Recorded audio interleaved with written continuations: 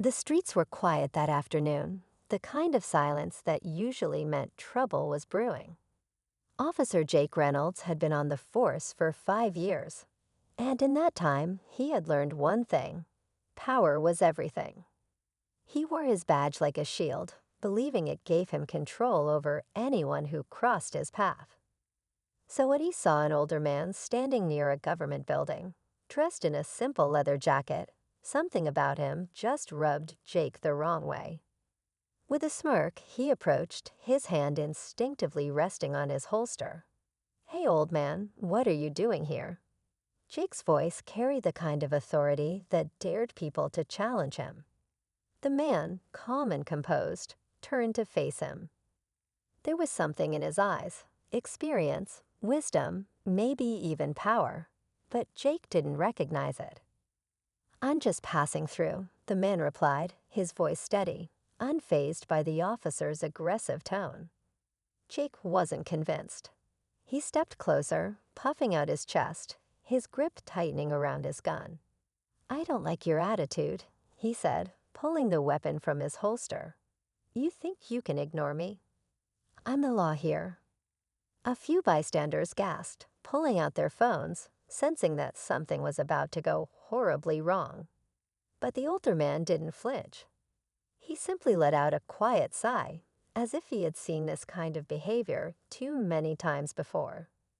"Do you even know who you're talking to?" the man asked, his voice carrying a quiet authority that made Jake hesitate for the first time. Jake scoffed. "Doesn't matter. You don't listen to me, you're in trouble." And then, with perfect timing, a sleek black SUV pulled up to the curb. The doors swung open, and within seconds, high-ranking officials stepped out.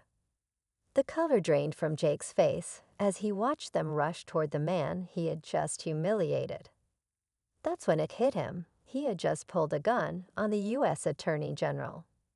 And karma, well, it was about to hit back hard. Jake's grip on his gun loosened, his pulse pounding in his ears as the men in suits surrounded the older man. Their movements were sharp, precise.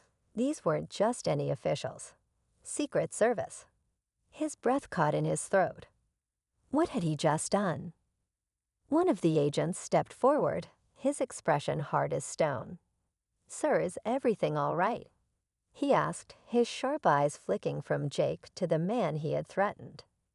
The older man gave a small nod, his gaze still locked on Jake. "I'm fine," he said, his tone calm but firm.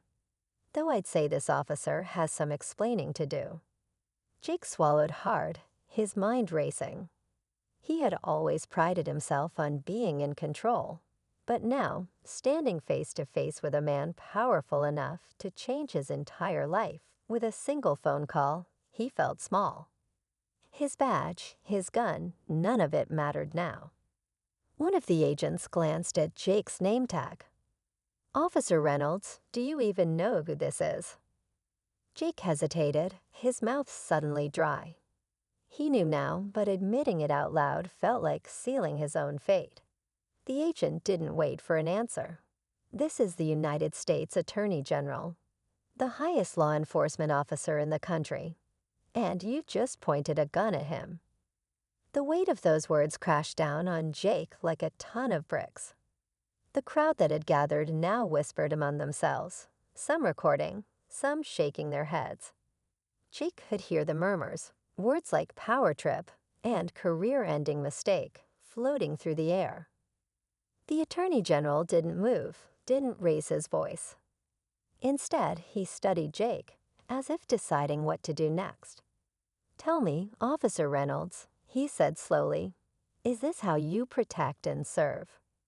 Jake wanted to respond, to explain, to justify his actions, but nothing came out. He had spent years enforcing the law, believing he was untouchable. But now, standing before the very man who upheld justice at the highest level, he realized he wasn't the law. He never was. And what came next? He had no idea. Jake's mind was spinning. The weight of his mistake pressed down on him like an invisible force, but he couldn't show weakness. Not now, not in front of the crowd, the cameras, or the man he had just threatened. He forced himself to straighten his posture, gripping his belt as if it could somehow anchor him in place. The Attorney General, still calm, took a slow step forward. "You look nervous, Officer Reynolds," he said, his voice carrying a quiet authority that demanded attention. "I wonder why that is." Jake opened his mouth, but before he could form a response, his radio crackled to life. "Unit 12, report your status." The voice of the dispatcher sounded distant, almost unreal. He hesitated before reaching for it, his hands suddenly feeling heavier than they ever had before. "Unit 12, he finally said, his voice unsteady. "Situation under control." The words felt hollow even as he spoke them. One of the agents scoffed, exchanging a look with his colleagues. "Under control? That's funny," he muttered, shaking his head. The tension was thick, stretching between them like a live wire. The crowd had only grown larger, their murmurs now an undeniable hum in the background. Jake could feel the eyes on him, judging, questioning, waiting to see what would happen next. Then a familiar voice cut through the noise. "Jake." He turned sharply to see his superior officer, Lieutenant Carter, pushing his way through the gathering onlookers. The older man's face was unreadable, but his eyes flickered with something Jake rarely saw, concern. Carter didn't waste time. He stepped between Jake and the Attorney General, offering a stiff nod. "Sir, I apologize for any misunderstanding." "We'll handle this internally," Carter said, his tone firm but measured. The Attorney General studied him for a moment before glancing back at Jake. "A misunderstanding," he repeated slowly, as if testing the words. "Interesting choice of explanation." Jake clenched his fists. He wanted to believe Carter could fix this, that this was just another bad day at work. But deep down, he knew this wasn't something that could be swept under the rug. And it was far from over. The Attorney General's eyes lingered on Jake for a long moment, the weight of his silence heavier than any words he could have spoken. The crowd had grown restless, their whispers filling the space between them like static. Phones were still recording, capturing every detail, every flicker of emotion on Jake's face, every bead of sweat forming at his temple. Lieutenant Carter cleared his throat, his voice steady. "Sir, I understand the severity of this situation. Rest assured, Officer Reynolds will be held accountable for his actions." The Attorney General didn't look away from Jake. "Accountable," he repeated. "Tell me, Lieutenant, what does accountability mean in your department?" Jake's chest tightened. He wanted to defend himself, to say something, anything, to justify what had happened. But his words caught in his throat. Every explanation he could think of felt weak, like a flimsy excuse that would crumble the second he spoke it. One of the Secret Service agents stepped forward, eyes sharp. "We need to take this incident seriously." A local officer just drew his weapon on the chief law enforcement officer of the United States. He turned to Carter, his expression unreadable. This isn't something that gets handled with a slap on the wrist. Jake felt the ground shifting beneath him. His job, his reputation, everything was unraveling. He had spent years building his career, believing he was untouchable in his uniform. Now that uniform felt more like a burden than a badge of honor. The Attorney General finally turned to his agents. "I don't need to press charges to prove a point," he said, his voice measured. "But I do expect consequences, real ones." He looked back at Jake, and for the first time, there was something else in his expression, not just disappointment, but something deeper. A lesson he knew Jake would have to learn the hard way. The tension in the air was suffocating. Jake felt his pulse hammering in his ears as he glanced at Carter, silently begging for a way out. But Carter wasn't looking at him anymore. Because just then, the police chief's car pulled up to the scene, and whatever was about to happen next would change everything. The police chief stepped out of the car, his face unreadable behind dark sunglasses. Chief Daniels had a reputation, strict, no nonsense, and loyal to the department, but only to those who deserved it. As he walked toward the group, the crowd instinctively quieted. The weight of his presence was enough to suffocate the air between them. Jake's pulse quickened. He had been in tight situations before, but nothing like this. Nothing where his entire career, his entire future, hung in the balance. His fingers twitched at his sides, but he forced himself to stay still. No sudden movements. No more mistakes. Chief Daniels glanced at Carter, then at the Attorney General, and finally, his eyes landed on Jake. "What the hell is going on here?"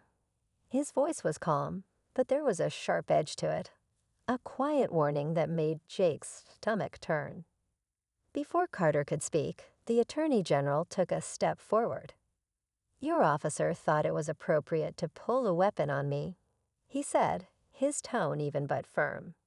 "And now we're all here figuring out what's next." Daniels took a slow breath, nodding slightly. Then, without looking at Jake, he said, "Inside my office." Now, Jake felt a lump form in his throat. He wanted to protest, to explain, but he knew better. With cameras still rolling and the crowd watching, he had no choice but to follow orders. He turned, his legs heavy as he walked toward the precinct, the Attorney General and the agents watching his every move. But just as he reached the steps, one of the Secret Service agents' radios crackled with a sharp voice. "Sir, we have a situation. Urgent." The agent stiffened, pressing his earpiece closer. "Repeat that." Jake slowed his steps, his breath catching as the voice on the other end continued. "We just received intel. The Attorney General was being targeted today. There's been a breach in the security perimeter." A cold wave of realization crashed over Jake. His mistake had been bad, career-ending maybe. But now something much bigger was unfolding. Something dangerous. And he had no idea what was coming next. The air around them shifted instantly. Every Secret Service agent snapped into action, scanning the area, hands hovering over their weapons. The crowd, sensing the change in energy, murmured anxiously, some backing away while others continued filming. Jake felt his heart hammer against his ribs. A security breach. An actual threat against the Attorney General. His mind raced through the possibilities. Could this really be happening? Was this just a coincidence, or had his confrontation been part of something much bigger? The lead agent barked orders into his radio. "Secure the perimeter. Get the Attorney General inside, now." Chief Daniels immediately stepped forward. "We need to clear the area." "Everyone back, now." His voice was sharp, commanding, and people started to scatter. Jake barely had time to process what was happening before a loud asterisk pop asterisk echoed through the air. A single gunshot. The sound sliced through the chaos like a blade, sending people into a panic. "Get down," one of the agents shouted as they rushed to shield the Attorney General. Jake didn't think. His training kicked in. He spun toward the direction of the shot, eyes scanning the rooftops, the alleys, anywhere a shooter could be hiding. And then, out of the corner of his eye, he saw movement. A shadow slipping behind a parked van. Without hesitation, he sprinted. His earlier mistake no longer mattered. His instincts took over. As he rounded the vehicle, his hand reached for his weapon, this time with real purpose. "Freeze," he shouted. The figure turned, and for a split second, Jake locked eyes with the man holding a gun. He looked young, desperate, shaking, but determined. Jake could see it in his face. He wasn't here to make a statement. He was here to kill. Everything slowed.